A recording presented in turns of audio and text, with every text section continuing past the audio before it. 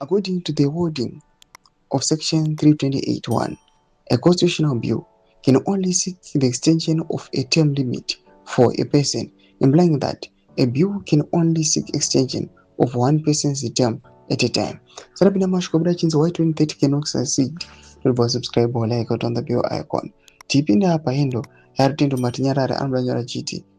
This means that Constitutional Amendment Bill 3, which seeks to extend the term limits of both the President and Parliament, is voidable and should be redrafted into two separate bills, one for the President's term and another for parliamentarians.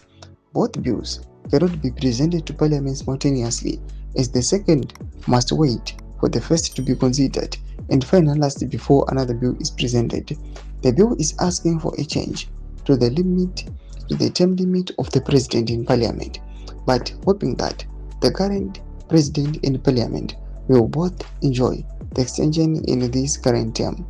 According to Constitution in 328(7), an incumbent or a current sitting official cannot benefit from a term limit extension enacted during their term.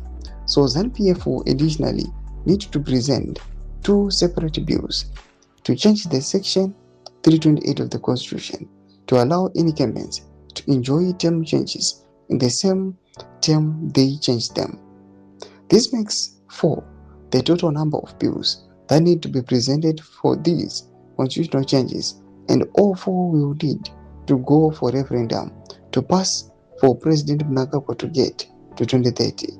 This will take at least 3 to 4 years to achieve, notwithstanding legal challenges. Doma developments arikubuda pangwa ine arutaurwa pamusoro pekuti why the 2030 plan must not succeed. Pena comment section medu za funguro enyi matuti pamusoro pechiriko ichi. So subscribe or like, hit on the bell icon.